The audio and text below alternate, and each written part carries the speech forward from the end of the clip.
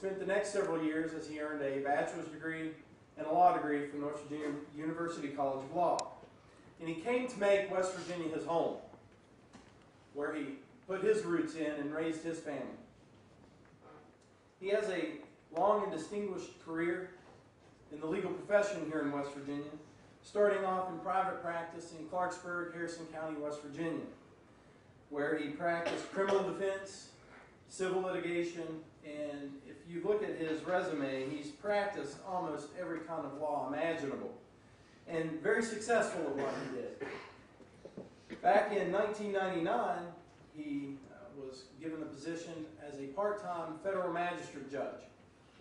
And then in 2001, he became a full-time magistrate judge, sitting in Clarksburg and handling matters out of the Elkins Courthouse and the Clarksburg Courthouse. I've had the privilege for almost the last 2 years of being able to practice in his courtroom, and most of the time, it's a good experience. It's not a good experience if you're not prepared to go before him. Although he's very courteous and is very much a gentleman in his courtroom, he expects much of the attorneys that come before him. And I think most of you gentlemen understand what that means for people to expect much of you. He expects you to be prepared, knowledgeable, and in turn, he is the same. He is enjoyable to be in front of. He also, outside of his legal profession and legal career, has been very involved in his community.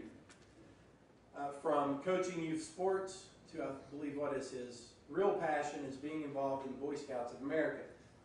He is an Eagle Scout. I'm sure there are a few other gentlemen in here that if they haven't attained that rank probably will soon, knowing the kind of gentlemen we have in this room. And he's been involved with the Boy Scouts ever since he was young. And he's still involved with the Boy Scouts, and I believe was highly involved in the effort to bring the new Boy Scout facility down in Fayette County. He's actually getting ready to go to the, I guess it's the National Jamboree, is that? Yes. That'll be 2013. 2013, but in a couple of weeks it's going out west to participate in some Boy Scout activities out in New Mexico. He has given a lot to his community. He's given a lot to this program. He's come to Mountaineer Boys State for many years. I believe not just in this capacity to speak to as a guest speaker. He's come here in past occasions to judge the mock trials that we've had.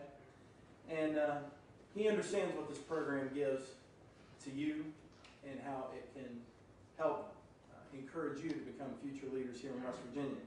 So without further ado, I'd like to introduce to you Magistrate Judge John Kaul.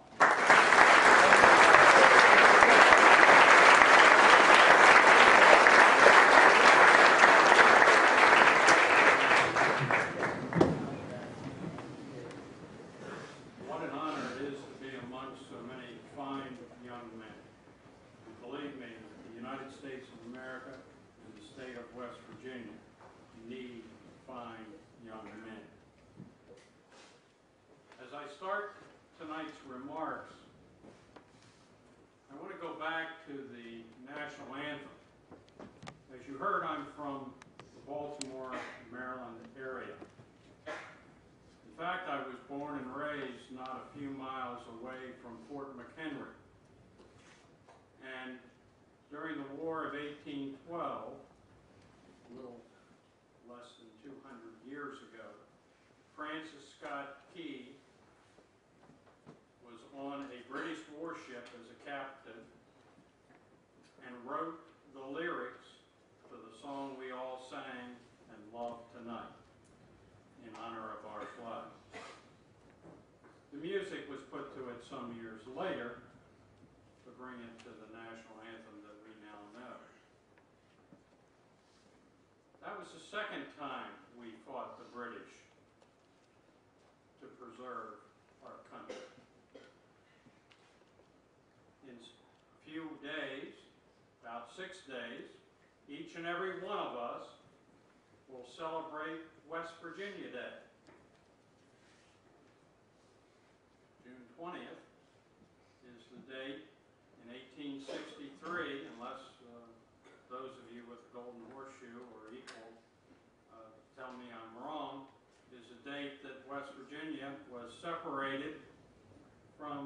Virginia during the Civil War. In addition to that, this is the 235th anniversary of our flag.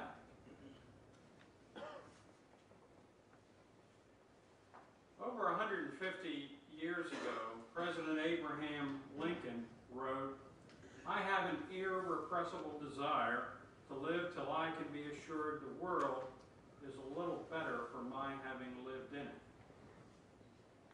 Tick tock, tick tock, tick tock. The clock of life is ticking. The moment each one of you were born, and you were all born, what, 1966, 67? No, 1996 and 97? Somewhere's in there? 95? Okay. 94, 95? Good. The moment you were born, your clock began ticking. The average person in the United States lives 683,806 hours. Most of you are around the age of 17 years. That means you've lived 148,920 hours, or about 21% of your expected life. At age 66 and a half, I have lived 582,540 hours, or 85% of my expected life. You folks are my replacement. It is the natural order of things. When I was thinking along the lines of what I would say tonight, I wondered where I was about your age 17. I can tell you where I was. I was the aquatics director of the second largest Boy Scout camp waterfront then in the country. And we were handling about 40,000 youth a summer.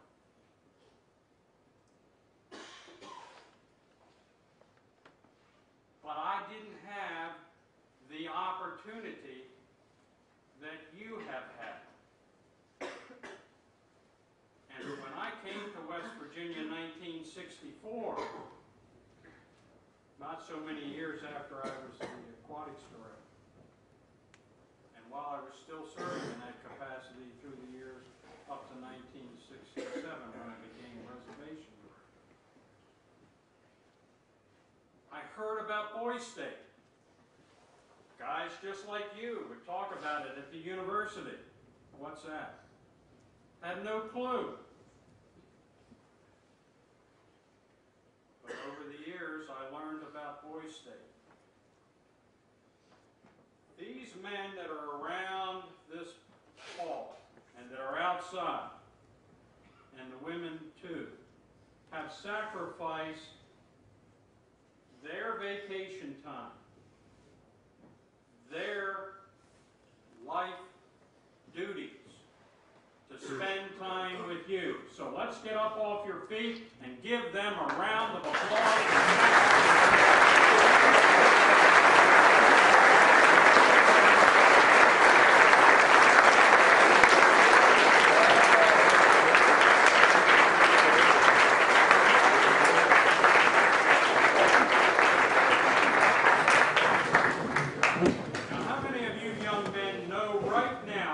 You're going to be doing for the next 20 years. Good many of you. Does that mean the rest of you either don't have a clue or are pretty much undecided? Well, I knew when I was your age what I wanted to do. I wrote it in my high school yearbook as I wanted to be a lawyer. Guess what? That's what I did. I want you to understand that whether you are ready for it or not, it's going to come. key is, are you going to be ready? Abraham Lincoln also said, I will study, I will get ready, and perhaps my chance will come.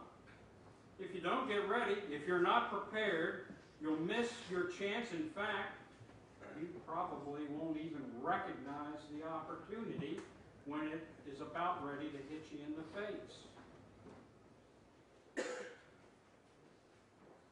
The training that you received this week is invaluable in learning how state and local government works, in learning your role as a citizen of a state and locality, your duties,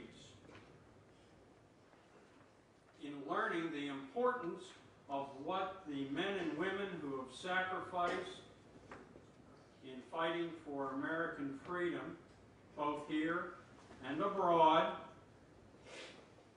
have been fighting for. That training has been general. Soon your preparations are going to start to focus on a purpose-driven life. I want you to listen to the words of the great general of the Army of the Potomac, the Southern Army. You can have anything you want if you want it badly enough. You can be anything you want to be. Have anything you desire. Accomplish anything you set out to accomplish. If you will hold to that desire with singleness of purpose. Do any of you think for a moment that Michael Jordan, probably the greatest basketball player of all time, didn't have singleness of purpose in the way he approached the game? You know, in 1996 and 1997, he played in two of the most famous games in the championship series that the Bulls were ever involved in. They were 6 times world champions while he was with them. In 96, on Father's Day, within a year following the death of his father, he played in a game, scored 22 points, led the team to victory against the Seattle Sonics, and was seen on the floor, sobbing and crying, holding the ball at the end of the game. In his grief, he had risen to the occasion and given the last full measure as an athlete. But more importantly, a year later, he's playing against the Utah Jazz. They're behind at the half. He had the flu. He'd been sick all day. He was dehydrated. They didn't even know if he could play at the start of the game. I watched that game in amazement as after the half they came out and he single-handedly encouraged, raised the level of his game. And they came from a 22-point deficit and won the game. And he collapsed on the bench, fully spent, having put up the last three-pointer that won the game. Do you think Lieutenant Michael P. Murphy, a Naval SEAL, didn't have singleness of purpose? How many of you know who Michael Murphy is? Well, since there's so many of you who do not, I'm going to tell you who he is. He's a Navy SEAL, assigned to SEAL Team 6. SEAL Team 6 is, was, and continues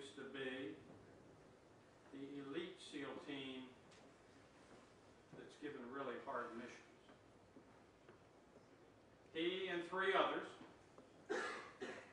all others being petty officers, lower grade officers, were sent on a mission into the Hindu Kush area of Afghanistan in 2005, June. He was to be married in 6 months. Their mission was to take out a Taliban leader. It was a kill mission. They were helicoptered in so far, and then they had to go on foot, carrying everything that they were going to use. While they were taking a break on a hillside, some goat herders, 3 of them, accidentally came upon them up over the hill. Mission's blown. They have a decision to make. The decision is, do you slit the goat herders' throats and throw them over the hill and try to complete the mission or not? They talked about it.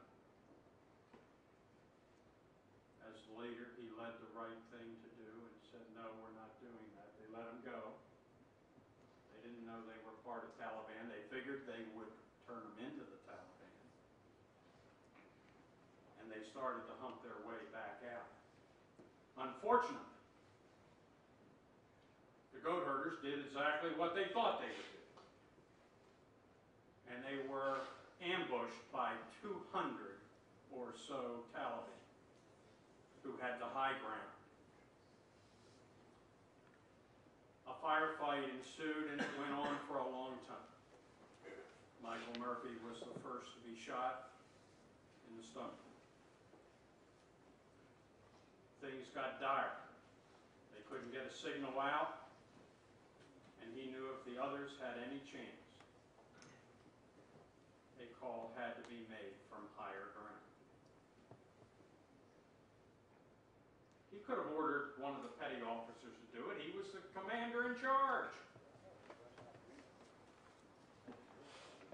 He got from his place of safety behind the rocks and walked out in the line of fire and made the call.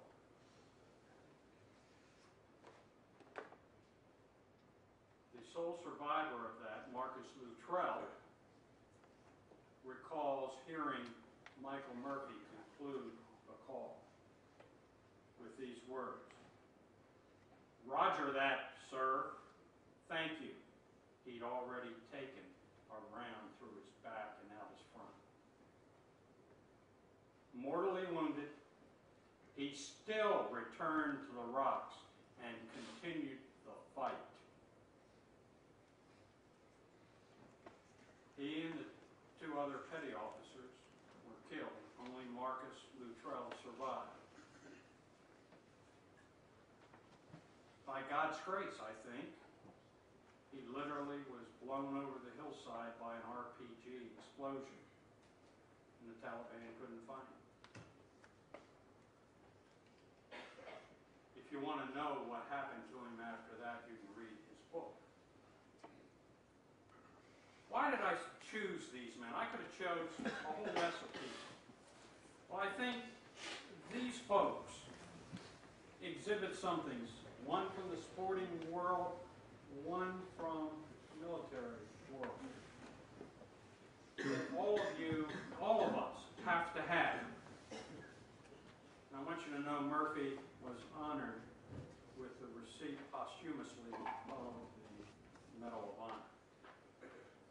First, I think they both exhibit that there is no pain, no gain without pain. You have to be willing to sacrifice. I don't care if it's something so simple as going out with your friends when you need to be studying calculus. You've got to be willing to make the choice and make the sacrifice. That doesn't compare at all to Michael Murphy. It doesn't compare at all to Jordan in the face of his father's death. But it is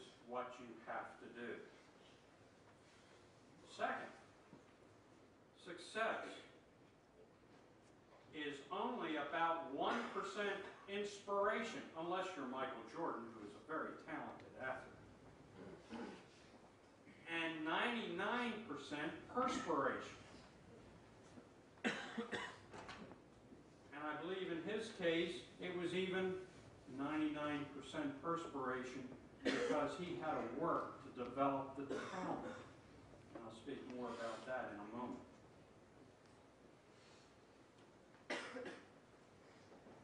Most of us don't have the luxury of being both smart and a hard worker. I don't. I always had to outwork everybody.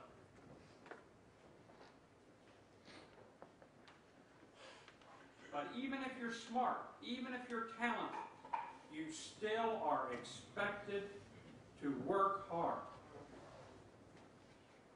Because you're judged on your performance, and if you're not performing up to the level of your ability, then you have not only let yourself down, but you've left everybody who relies on you down. Third, success requires diligent preparation and commitment. Navy SEALs are the hardest trained people in the world.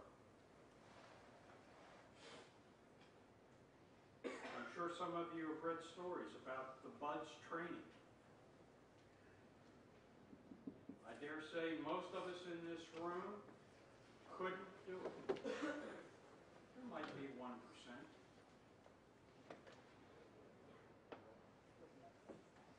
You've got to be committed. You've got to believe in it.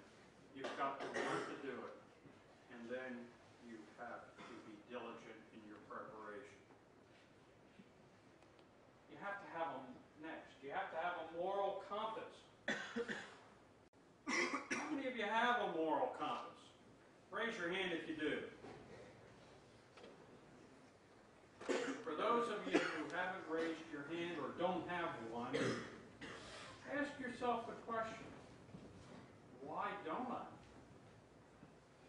What is it that differentiates us, we're an animal, from the animals in the jungle or the forest? We have a conscience. And our conscience is guided by whatever our moral compass is. Mine happens to be religion and principles that are encompassed, that are a part of the Scout Oath and the Scout Law, 12 points of the Scout Law. But if you don't have a moral compass, then you're going to lose your way. And then you're spending a lot of useless time trying to refine your way. If you got a compass, you're never off the track.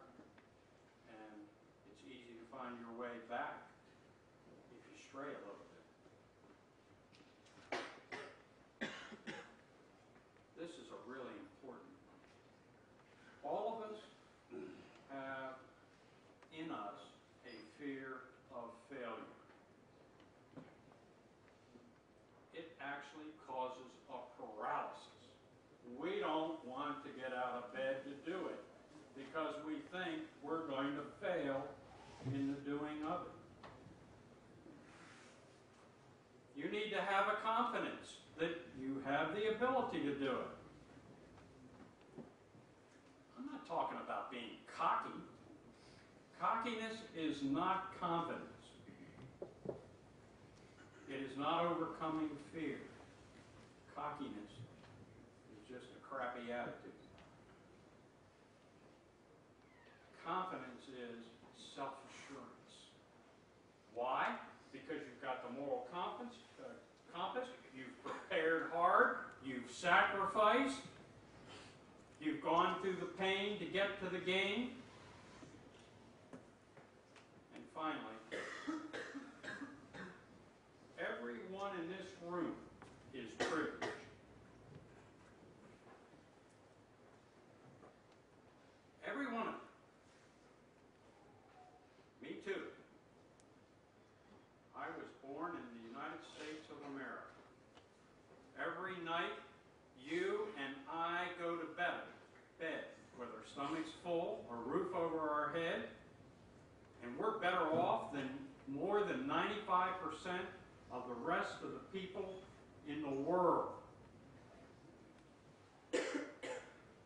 that privilege comes great responsibility.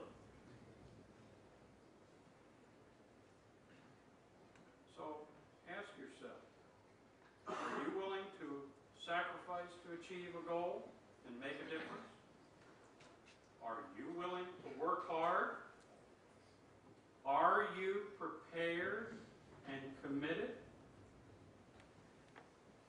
I've already asked you if you have a moral compass that guides you.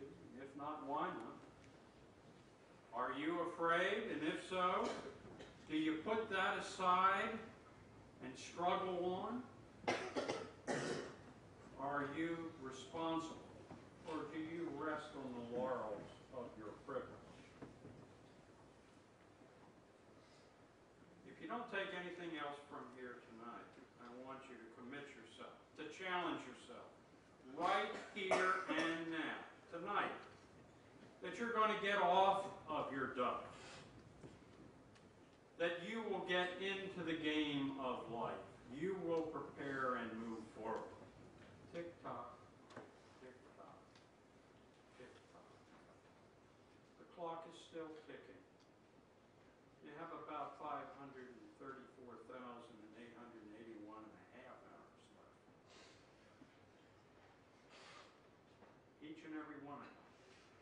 There are no do-overs.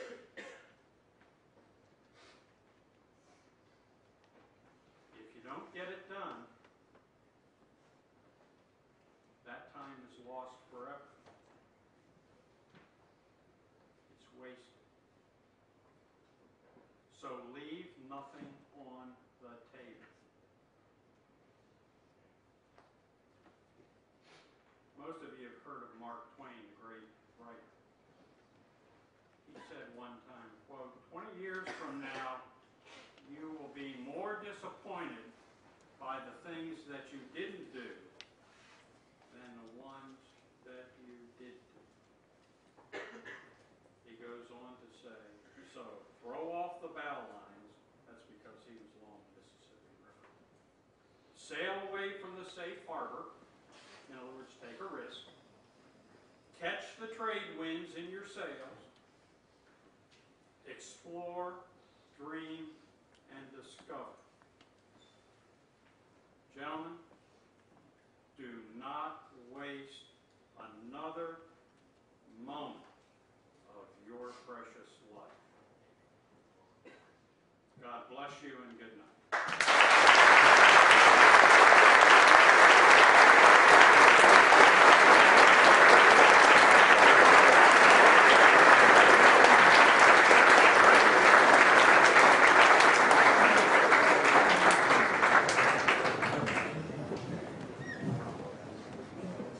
On behalf of the American Legion Mountaineer Boys State, Judge Kaul, we appreciate you taking the time out of your evening, your personal time, to come down here and to share these words with these young men who I hope they can take in at least half of what you've told them, because it's very important and valuable. So, gentlemen, let's give Judge Kaul a hand.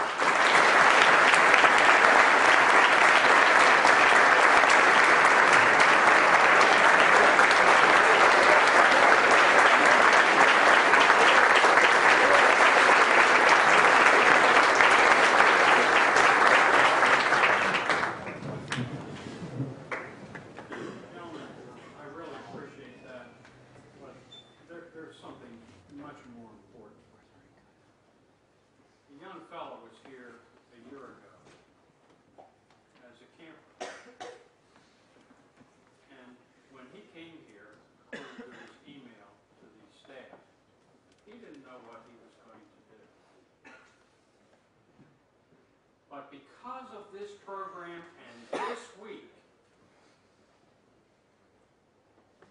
his life changed. And he made a decision.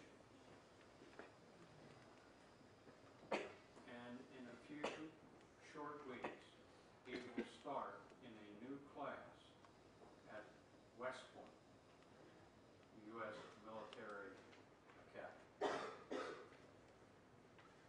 Gives credit to the Boys State program and those who were here. But he, like you, did not know where he was going until he left after letter to the staff is more eloquent and says better what I was trying to say. He is going to go for the gusto. He's going to reach out and follow his dream.